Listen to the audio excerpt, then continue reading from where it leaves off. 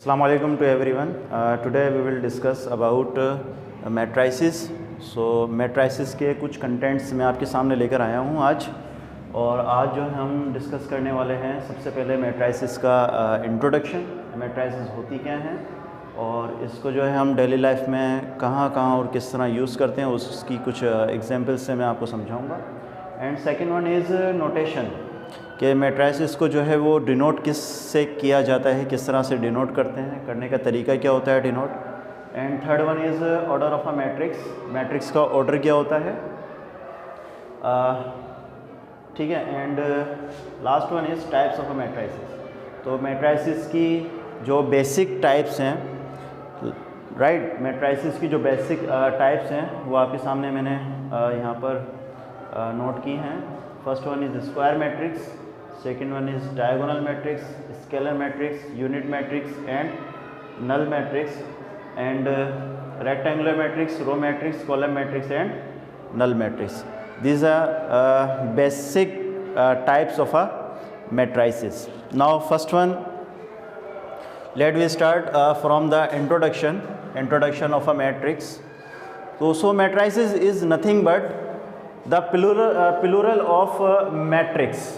तो सबसे पहले आपको हमें ये डिस्कस करना है सबसे पहले कि मैट्रिक्स क्या होती है, राइट. तो मैट्रिक्स का जो प्लूरल होता है ना, मतलब मैट्रिक्स का जो कॉम्बिनेशन होता है या मैट्रिक्स को जो है हम कलेक्शन कर लें मैट्रिक्स की, तो वो आपका जस्ट मैट्रिसेस होता है. तो सबसे पहले आपको ये समझना है कि मैट्रिक्स होता क्या है, राइट. तो matrix is a Latin word which is introduced by Arthur Cayley in 1858. Matrix एक लैटिन वर्ड है जिसको इंट्रोड्यूस किया था किसने, आर्थर कैली ने 1858 में. इसकी डेफिनेशन क्या है, डेफिनेशन कुछ इस तरह से है कि अरेंजमेंट ऑफ एलिमेंट्स और एंट्रीज, हम अरेंजमेंट करते हैं एलिमेंट्स की और एंट्रीज की, having M rows and N columns, मतलब एम रोज में और एन कॉलम्स में, विद इन स्क्वायर ब्रैकेट. जब हम अरेंजमेंट कर देते हैं एम रोज और एम कॉलम्स में, तो उसको हम स्क्वायर ब्रैकेट में क्या कर देते हैं, कंपोज कर देते हैं या स्क्वायर ब्रैकेट में रख देते हैं, राइट. कुछ एग्जांपल मैंने यहाँ पर ली हैं कि किस तरह से हम इसको रख सकते हैं. फर्स्ट वन इज़ 2, 4, ये दो एलिमेंट्स हैं. एलिमेंट्स के लें या एंट्रीज़ के लें, मैंने यहाँ पर लिखा हुआ एलिमेंट्स हैं या एंट्रीज़ हैं.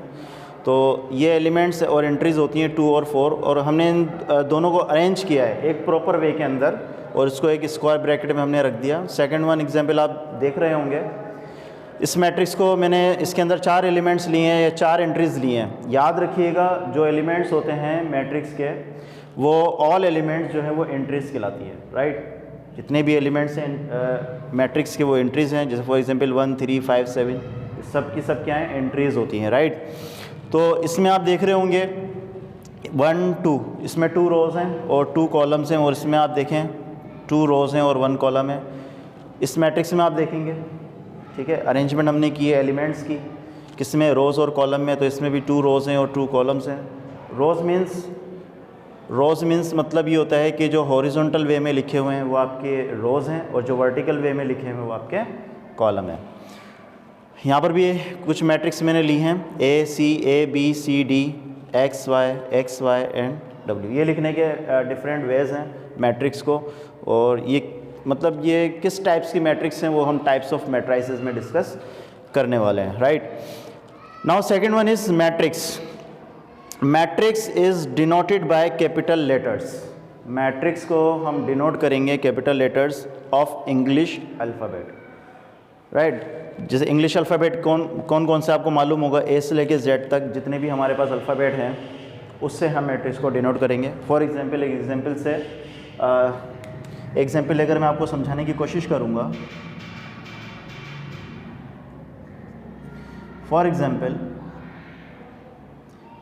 मैट्रिक्स है, ये एक मैट्रिक्स मैंने लिया जिसके अंदर एलिमेंट्स हैं 1, 2, 3 एंड 4. 1, 2, 3 एंड 4 एलिमेंट्स हैं. ये मैंने अरेंजमेंट कर दी एलिमेंट्स की और स्क्वायर ब्रैकेट के अंदर हमने इसको इनक्लोज कर दिया. तो इस मैट्रिक्स को मैं रिप्रेजेंट करूँगा कैपिटल लेटर से. Capital letter of English alphabet A, B, C up to Z तक जितने भी अल्फ़ाबेट हैं उससे हम क्या कर देंगे, इसको रिप्रेजेंट कर देंगे. एक एग्जांपल और ले लेते हैं इसकी. x is equal to X Y. अब आप देख रहे होंगे ये x कैपिटल लेटर है और ये जो एंट्रीज है ये स्मॉल लेटर में हमने इसको डिनोट किया। तो याद रखिएगा कि जो एंट्रीज़ होंगी अगर वो इंग्लिश अल्फ़ाबेट में हम यूज़ कर रहे हैं, तो जो एंट्रीज़ अगर इंग्लिश अल्फ़ाबेट में यूज़ करेंगे हम, तो उसको हम स्मॉल लेटर से डिनोट करेंगे और पूरी जो मैट्रिक्स होगी उसको हम कैपिटल लेटर से डिनोट करेंगे। ठीक है। Now third one is order of a matrix. Order of a matrix क्या होती है ये हम डिस्कस करेंगे अभी। तो order of a matrix is nothing but number of columns, sorry number of rose and number of columns in a matrix. Matrix में जितनी भी रोज होती हैं और कॉलम्स होते हैं उसको हम क्या बोलते हैं, मैट्रिक्स का ऑर्डर बोलते हैं। ठीक है। तो मैट्रिक्स ऑफ ऑर्डर क्या होता है, सबसे पहले हम यहाँ पे देख लेते हैं। The number of rose and number of columns in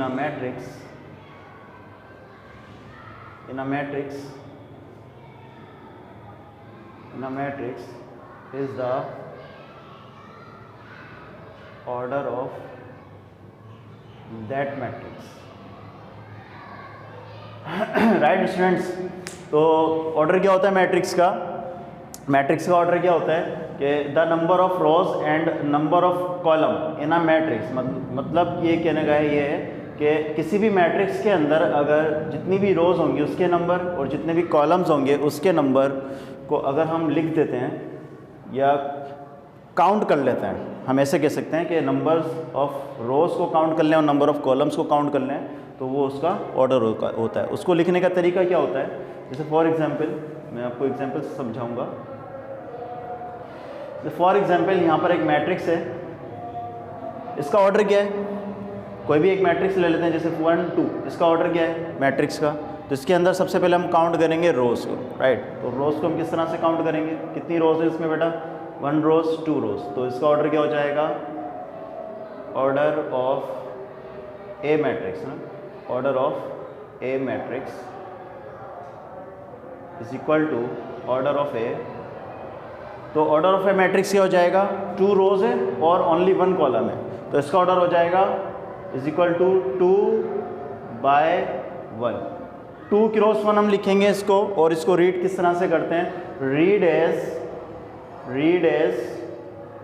2/1, right. तो ये इसका ऑर्डर होता है, ऑर्डर ऑफ अ मैट्रिक्स, और इसको रीड करते हैं 2/1 से। तो अगर ये कहना चाहें कि अगर किसी भी मैट्रिक्स में 4 रोज़ हैं और 3 कॉलम्स हैं, तो उसका ऑर्डर कितना होगा? तो इसकी एक एग्जांपल और देख लेते हैं हम। जैसे अगर लिखा हुआ आ जाता है हमारे पास a matrix having 2 rows, right, 2 rows, sorry, 4 rows and 3 columns,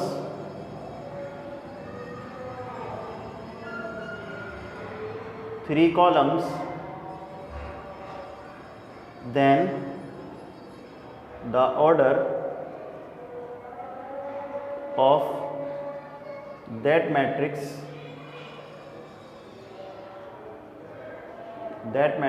is 3, sorry, सबसे पहले हम रोज़ को काउंट करेंगे, उसके बाद जो है वो कॉलम्स को हम काउंट करेंगे। तो इसका जो ऑर्डर होगा वो हो जाएगा 4/3, राइट। तो इसको लिखने का तरीका क्या है? 4/3, और रीड करने का तरीका क्या है? सॉरी, लिखने का तरीका क्या है? 4 क्रॉस 3, और रीड करने का तरीका क्या है? 4/3, राइट। तो अब एक और एग्जांपल है इसकी कि अगर मैट्रिक्स जो है वो m रोज़ रखती हो, जैसे हमने यहाँ पे डिस्कस किया था, रोज़ को जो है वो m कह रहे हैं जनरली, और कॉलम्स को जो है वो n कह रहे हैं जनरली। तो इसका जो ऑर्डर होगा वो क्या हो जाएगा? m cross n, means m/n हो जाएगा, राइट। तो अगर किसी भी मैट्रिक्स में अगर m कॉलम्स हैं, m रोज़ हैं और n कॉलम्स हैं, तो उसका जो ऑर्डर होगा वो m/n हो जाएगा, ठीक है। नाउ सबसे पहले हमने डिस्कस किया introduction. Now second one is notation, मतलब किस तरह से हम जो है वो डिनोट करते हैं मैट्रिक्स को। मैट्रिक्स को जो है वो डिनोट किया जाता है बेटा कैपिटल लेटर से, इंग्लिश अल्फ़ाबेट के, और वो A to Z तक जितने भी अल्फ़ाबेट हैं वो आप यूज़ कर सकते हैं। नाउ थर्ड वन हमने डिस्कस किया order of a matrix. Matrix का ऑर्डर क्या होता है? Number of rose and number of column in a matrix is the order of that matrix. Matrix के अंदर जितने भी रोज़ हैं और जितने भी कॉलम्स हैं उसको आप काउंट कर लें, ठीक है, वो आपका जो है वो ऑर्डर कहलाएगा। और काउंट करने का तरीका आपको मैंने बताया है कि अगर किसी मैट्रिक्स में, एग्जाम्पल के तौर पे मैंने आपको समझाने की कोशिश की है यहाँ पे, जैसे किसी मैट्रिक्स में जो है वो अगर 2 रोज़ हैं और 1 कॉलम है तो उसका ऑर्डर क्या होगा? तो ऑर्डर क्या हो जाएगा बेटा? 2/1 हो जाएगा। इसको रीड करेंगे इस तरह से 2/1 और लिखेंगे 2 क्रॉस 1। और सेकंड एग्जाम्पल क्या है? A matrix having 4 rows and 3 columns then the order of that matrix is 4/3, ठीक है। इसी तरह से अगर जनरली हम करें तो अगर हम रोज़ को जो है m ले रहे हैं और कॉलम को जो है n ले रहे हैं तो इसका ऑर्डर हो जाएगा जस्ट m/n, ठीक है। उसके बाद हम डिस्कस करेंगे एक एग्जाम्पल जो कि हम डेली लाइफ में यूज़ करते हैं। वो एक एग्जाम्पल से मैं आपको समझाऊंगा कि किस तरह से मैट्रिक्स का यूज़ होता है। और ये मैट्रिक्स का यूज़ हम कहाँ करते हैं, किस तरह से करते हैं, वो आज मैं एक एग्जाम्पल के तौर पे आपको समझाने वाला हूँ। सो एक एग्जाम्पल के तौर पे हम समझेंगे कि मैट्रिक्स का जो यूज़ है वो हम किस तरह से करते हैं। Computer shop owner supplies CD rooms and hard disk to 2 stores A and B। एक कंप्यूटर शॉप ऑनर है, वो सप्लाई करता है CD rooms और हार्ड डिस्क को 2 stores A and B, मतलब 2 स्टोर को उसने हार्ड डिस्क और CD room सप्लाई किया है। और कौन से मंथ में किया है उसने? जनवरी के मंथ में और फरवरी के मंथ में, राइट, मतलब मंथ ऑफ जनवरी एंड फरवरी। तो जनवरी के जो मंथ है उसका डेटा और फरवरी का जो मंथ है उसका डेटा मैंने कलेक्ट करके यहाँ रखा हुआ है। इसको मैं समझाने की कोशिश करूँगा आपको कि इसको मैट्रिक्स फॉर्म में हम किस तरह से कन्वर्ट करेंगे। सबसे पहले उसने किया, he supplies 25 CD rooms to A, मतलब A को जो है वो 25 CD rooms सप्लाई किए हैं, and 30 CD rooms to B, means 30 CD rooms जो हैं वो B को उसने सप्लाई किया। फिर उसने सप्लाई किया and he also supplies 20 hard disk to store A and 15 hard disk to store B। अब इसको हम जो है मैट्रिक्स फॉर्म में किस तरह से लिखेंगे तो वो हम देखेंगे। यहाँ पर हम एक स्क्वायर ब्रैकेट बनाएंगे जिसमें हम कॉलम की जो फॉर्म है, ठीक है, कॉलम में जो है उसको हम स्टोर में, मतलब जो स्टोर है उसको हम अरेंज करेंगे कॉलम में, और जो CD रूम जो हार्ड डिस्क है उसको हम अरेंज करेंगे किस में? रो में, राइट। तो हम देखते हैं किस तरह से इसकी अरेंजमेंट होगी। तो ये मैंने एक स्क्वायर ब्रैकेट बनाया है आपके सामने। तो सबसे पहले हम कॉलम में स्टोर A को रखेंगे और कॉलम B के अंदर स्टोर कॉलम B में, कॉलम 2 में स्टोर B को रखेंगे, ठीक है। Now second one is row first में हम CD रूम को अरेंज करेंगे और सेकंड रो के अंदर हम हार्ड डिस्क को अरेंज करेंगे, ठीक है, हार्ड डिस्क को हम अरेंज करेंगे। तो he supplies 25 CD rooms to A store. A store को जो है वो 25 CD rooms क्या किए हैं? सप्लाई किए हैं। तो A स्टोर में, A स्टोर वाले कॉलम में जाइए और CD रूम वाली रो में जाइए और वहाँ पे उसकी क्वांटिटी लिख दीजिए, ठीक है। तो 25 CD ROM to store A, तो 25 CD ROM to store A में मतलब क्वांटिटी आपकी 25 यहाँ आ जाएगी। A वाले स्टोर में मतलब फर्स्ट वाले कॉलम में, और CD रूम वाली रो में मतलब फर्स्ट रो में, right. Now second, next 30 CD rooms to B। 30 CD ROM जो है वो किसको दिए हैं? हमने B को दिए हैं। तो 30 CD room means CD room वाली रो में ही जाएंगे और B वाले कॉलम में आ जाएंगे। तो यहाँ पर हम लिखेंगे बेटा 30, राइट। उसके बाद ही सप्लाइज 20 हार्ड डिस्क टू ए, मतलब ए को कितनी हार्ड डिस्क सप्लाई की है, 20 हार्ड डिस्क सप्लाई की हैं। तो हार्ड डिस्क वाली रो में आ जाइए और कौन से स्टोर को किए हैं, ए स्टोर को किए हैं, तो ए वाले कॉलम में आ जाइए और यहाँ पर इसकी क्वांटिटी आप मेंशन कर दीजिए, लिख दीजिए। तो कितनी क्वांटिटी है, 20 है, 20 हार्ड डिस्क है।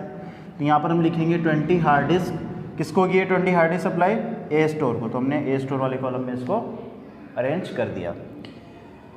Now next 15 hard disk to B, मतलब बी स्टोर को जो उसने सप्लाई किया है वो 15 हार्ड डिस्क है। तो बेटा हार्ड डिस्क वाली रो में आ जाइए और बी वाले कॉलम में आ जाइए। तो यहाँ पर हम इसकी क्वांटिटी लिख देंगे 15 हार्ड डिस्क, ठीक है। तो ये आपकी जो है वो एक मैट्रिक्स जो है वो डेवलप हो गई, हमने बना ली है।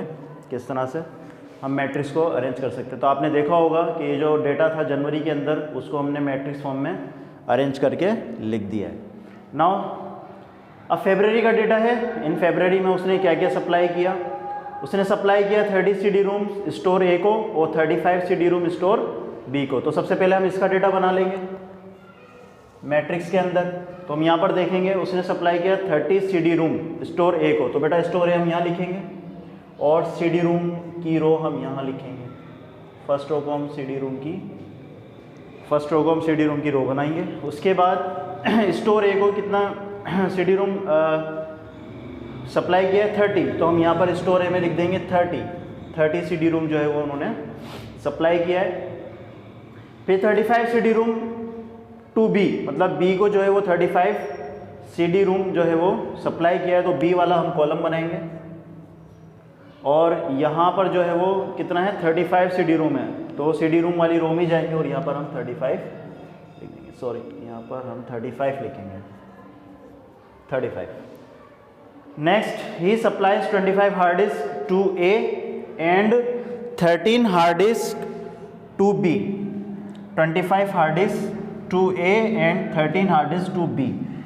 It means that 25 hard disk जो है वो ए को सप्लाई किया है और 13 हार्ड डिस्क जो है वो बी स्टोर को इन्होंने सप्लाई किया है। तो बेटा यहाँ पर हार्ड डिस्क का रो बनाइए, हार्ड डिस्क की थोड़ी सी मैं यहाँ लिख देता हूँ, ठीक है।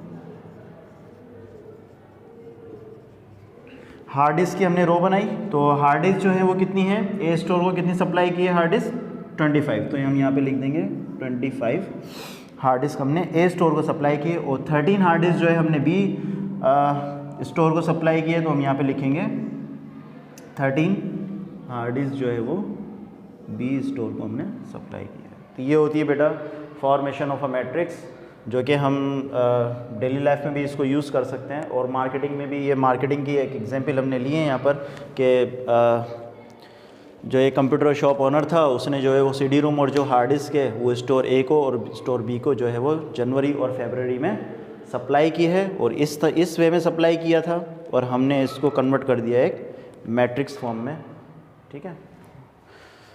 नाउ वो टाइप्स ऑफ मैट्रिसेस जो है वो नेक्स्ट लेक्चर में डिस्कस करेंगे। टाइप्स ऑफ मैट्रिसेस में मैंने आपको बताया था square matrix, diagonal matrix, scalar matrix, unit matrix, null matrix, rectangular matrix, row matrix, column matrix and null matrix.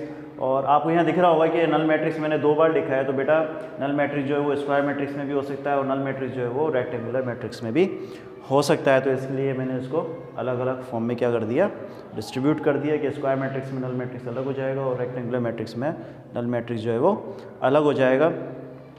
तो अभी लेक्चर मेरा समझ में आया होगा और आपको अगर कोई क्वेरी आती है, कोई क्वेश्चन आता है तो कमेंट बॉक्स में जो है मुझसे क्वेश्चन मालूम आप कर सकते हैं।